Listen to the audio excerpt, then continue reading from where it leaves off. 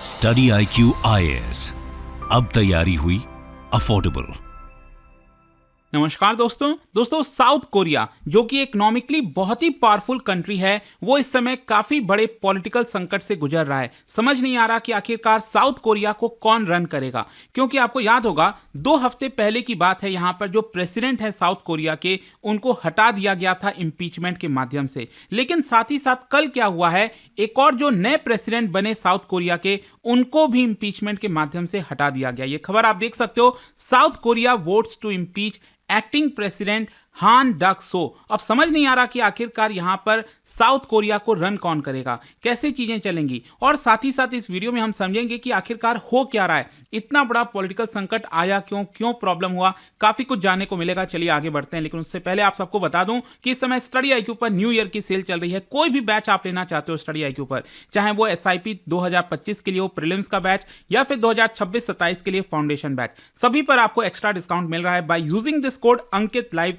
और सभी के लिंक कमेंट सेक्शन में दिए हुए हैं। और इसके अलावा अगर आप MCQs अटेम्प्ट करना चाहते हैं तो मेरे इंस्टा पेज पर जाइए, वहां पर स्टोरीज में जितने भी MCQs हैं उसको भी आप अटेम्प्ट कर पाएंगे। चलिए शुरुआत करते हैं, और सबसे पहले ये देखते हैं कि एग्जैक्टली हुआ क्या है। देखिए 2 हफ्ते से भी कम की बात है, आपको याद होगा साउथ कोरिया के पार्लियामेंट ने जो प्रेसिडेंट योन सुक योल हैं उनको हटा दिया था इंपीचमेंट के माध्यम से। लेकिन वापस से जो एक्टिंग प्रेसिडेंट बने थे, that is the prime minister, क्योंकि जब यहां पर योन सुक योल प्रेसिडेंट थे तो प्राइम मिनिस्टर थे हान डक सो, तो उनको यहां पर एक्टिंग प्रेसिडेंट बनाया गया था। लेकिन 27 दिसंबर को वापस से कोरिया की पार्लियामेंट ने इनको भी इंपीच कर दिया है। और ये जो लेटेस्ट डेवलपमेंट हुआ है, ये कहीं ना कहीं दिखाता है कि साउथ कोरिया में काफी बड़ा पॉलिटिकल टर्मोइल चल रहा है और काफी बड़े संकट से गुजर रहा है। स्पेशली 2022 का जो प्रेसिडेंशियल इलेक्शन था, उसके बाद से आप देखोगे तो साउथ कोरिया के अंदर आपको प्रॉब्लम देखने को मिलेगी। अच्छा ध्यान रखिएगा, ये जो आप देख रहे हो पर्सन,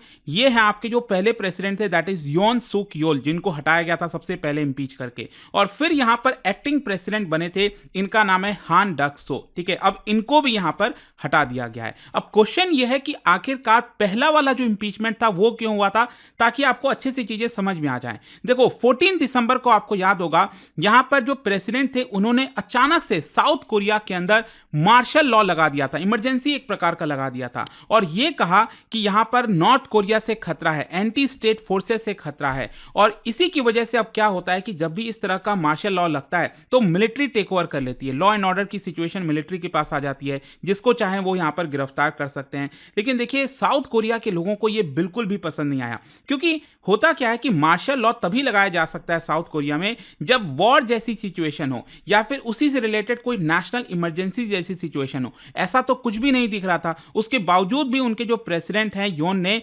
उन्होंने ये इमरजेंसी लगा दी थी। और इसी को देखते हुए यहाँ पर जो अपोजिशन के पार्टीज हैं, इनफैक्ट उन्हीं के पार्टी के मेंबर्स उनके खिलाफ हो गए थे। जैसे कि मैं आपको दिखाता हूँ एक्चुअली क्या हुआ है प्रॉब्लम, कि यहाँ पर जो प्रेसिडेंट हैं योल, वो बिलोंग करते हैं पीपल पावर पार्टी से। ठीक है, लेकिन पार्लियामेंट के अंदर अगर आप देखोगे तो उनके पार्टी के पास सिर्फ 108 सीट हैं। वहीं अगर हम ऑपोजिशन की बात करें, यहां पर जो डेमोक्रेटिक पार्टी है, क्योंकि देखिए वहां पर प्रेसिडेंशियल स्टाइल का आपको सिस्टम देखने को मिलेगा। भारत में तो क्या होता है कि पार्लियामेंट में जिसके पास सबसे ज्यादा सीट है वो यहां पर उनके पार्टी से प्राइम मिनिस्टर बनते हैं, जैसे इस समय बीजेपी अगर आप देखोगे NDA सरकार में। लेकिन वहां पर प्रेसिडेंशियल इलेक्शन अलग होता है और पार्लियामेंट्री इलेक्शन अलग होता है। तो इसी की वजह से यहां पर क्या है कि जो ऑपोजिशन में है उनके पास पार्लियामेंट में ज्यादा सीट है। अब प्रॉब्लम यह हो रहा था कि यहां पर जो योल हैं, हान सुक योल, वो यहां पर डिसीजन नहीं ले पा रहे थे, कोई भी जो बिल वगैरह पास कराना था पार्लियामेंट से वो करा नहीं पा रहे थे, और बताया जाता है कि इसी की वजह से कहीं ना कहीं उन्होंने मार्शल लॉ लगा दिया था। लेकिन 6 घंटे के अंदर अंदर उनका जो फैसला था उसको पार्लियामेंट ने पलट दिया। आप देख सकते हो 6 घंटे के अंदर अंदर 300 मेंबर्स की जो असेंबली है, आप देख सकते हैं यहाँ पर टोटल 300 की स्ट्रेंथ है, उसमें से 190 लॉ मेकर्स ने एकदम साफ साफ कह दिया कि ये इमरजेंसी जो है नहीं लगनी चाहिए। और उसके बाद क्या होता है, यहाँ पर जो यून है वो अपोलोजाइज करते हैं, सबके सामने टीवी पर आते हैं और वो माफी मांगते हैं, लेकिन उन्होंने रिजाइन नहीं किया था। और इसी को देखते हुए फाइनली साउथ कोरिया की जो पार्लियामेंट है, उन्होंने 14 दिसंबर को योन को जो है 204 वोटों से इम्पीच कर दिया, यहां पर प्रेसिडेंट के पद से हटा दिया। अब क्वेश्चन यह है कि फिर उसके बाद क्या प्रॉब्लम हुई। यहां पर क्या होता है कि जो प्राइम मिनिस्टर होते हैं वो एक्टिंग प्रेसिडेंट बन जाते हैं इस केस में। तो यहां पर जो प्राइम मिनिस्टर थे हान डक सो, उनको यहां पर एक्टिंग प्रेसिडेंट बनाया गया। लेकिन इसमें एक चीज मैं आपको बताता हूं, देखो योन का जो आपका इंपीचमेंट है वो हो गया था, लेकिन इसके कंफर्मेशन के लिए क्या होता है, वहां की जो कॉन्स्टिट्यूशनल कोर्ट है उनका 9 जजों का जो बेंच है वो बैठता है, उसमें से 6 जज जो हैं वो आपका वोट करने चाहिए फेवर में कि हाँ यहां पर जो प्रेसिडेंट है उनका इंपीचमेंट सही है। अब प्रॉब्लम क्या हुआ, वहां के कोर्ट में एक्चुअली सिर्फ 6 जज ही इस समय थे, तो ऑब्वियस सी बात है सभी के सभी 6 जजों का वोट आना चाहिए था फेवर में, ताकि योन को जो है एक्चुअल में इंपीच किया जा सके।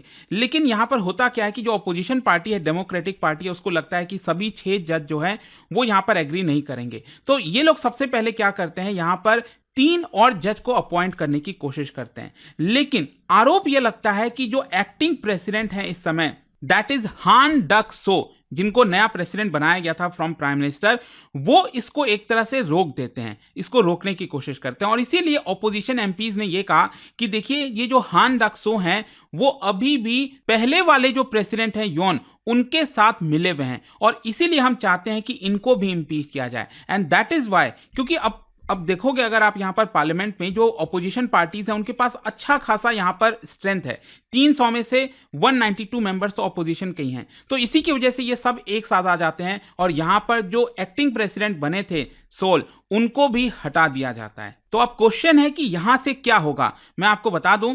एक्चुअली सबसे पहले यहां पर जो इंपीचमेंट रेजोल्यूशन है वो उनको डिलीवर किया जाएगा और फाइनली यहां पर वो पद से हट जाएंगे। तो नेक्स्ट प्रेसिडेंट कौन बनेंगे, तो नेक्स्ट प्रेसिडेंट क्या होता है, जो डेप्यूटी प्राइम मिनिस्टर हैं और इस समय जो फाइनेंस मिनिस्टर हैं साउथ कोरिया के, जिनका नाम है चोई सांग मोक, उनको यहां पर प्रेसिडेंट बनाया जाएगा। So he will become acting president as well as acting prime minister. ठीक है, तो ये सिचुएशन इस समय हो गई है। लेकिन क्वेश्चन यही है कि आखिरकार साउथ कोरिया में चल क्या रहा है। एक्चुअली 2022 में अगर आप देखोगे तो यहां पर जो प्रेसिडेंट का पद जीता था योन सुक योल ने, वो एक तरह से अच्छा खासा मार्जिन से जीता। आप देख सकते हो 48.56% उनको वोट मिला था। लेकिन क्या होता है, धीरे धीरे उनकी पॉपुलैरिटी काफी डिक्रीज होती है और बताया जाता है एक सर्वे में कि सितंबर में इसी साल 20% तक उनकी पॉपुलैरिटी चली गई थी। और यहां पर लोग क्रिटिसाइज करते हैं उनके मेडिकल रिफॉर्म्स को लेकर, जिस प्रकार से इन्फ्लेशन बढ़ रहा था साउथ कोरिया के अंदर। साथ ही साथ यहां पर जो उनकी एबिलिटी है सिटीजन से कम्युनिकेट करने की, वो सही नहीं थी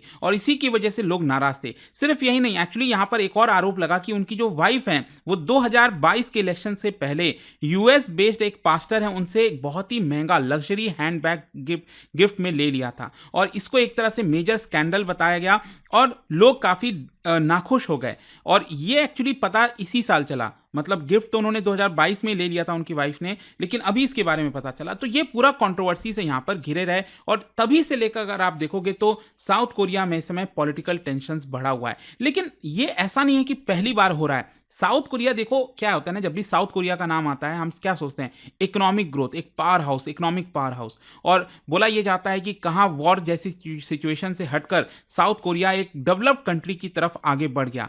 लेकिन साथ ही साथ वहां पर आपको पॉलिटिकल टेंशंस हमेशा से ही देखने को मिलेगा। इनफैक्ट जो उनके पहले प्रेसिडेंट थे साउथ कोरिया के, सिंगमैन री, वो 1948 में पावर में आते हैं और 1960 में उनको बाहर कर दिया जाता है। क्यों? क्योंकि यहां पर उन्होंने क्लेम किया था कि उनके सरकार को उस इलेक्शन में, 1960 के इलेक्शन में 90% वोट मिला है, जो कि लोग बिल्कुल भी खुश नहीं थे। यहां पर जो स्टूडेंट्स हैं उनका प्रोटेस्ट हो रहा था और उन्होंने यहां पर उनको हटवा दिया। फिर एक्चुअली 1960s के बाद अगर आप देखोगे तो पूरा मिलिट्री का दौर स्टार्ट होता है, मतलब मिलिट्री टेक ओवर कर लेती है साउथ कोरिया में। और आप देख सकते हैं यहां पर नए प्रेसिडेंट बनते हैं पार्क चुंग ही, और 1979 में उनका असैसिनेशन हो जाता है। फिर दूसरे एक और आर्मी मैन यहां पर प्रेसिडेंट बनते हैं, लेकिन बताया जाता है कि उन्होंने 1980 से 1988 के बीच में यहां पर बहुत सारे लोगों को गिरफ्तार कराया, अपने ओपोनेंट्स को गिरफ्तार कराया। तो इसी की वजह से उनको भी ब्राइबरी के केस में यहां पर डेथ सेंटेंस सुनाया जाता है, लेकिन आगे चलकर माफी दे दी जाती है। फिर 1980s के बाद अगर आप देखिए तो साउथ कोरिया डेमोक्रेसी की तरफ ट्रांजिशन करता है, फुल डेमोक्रेसी।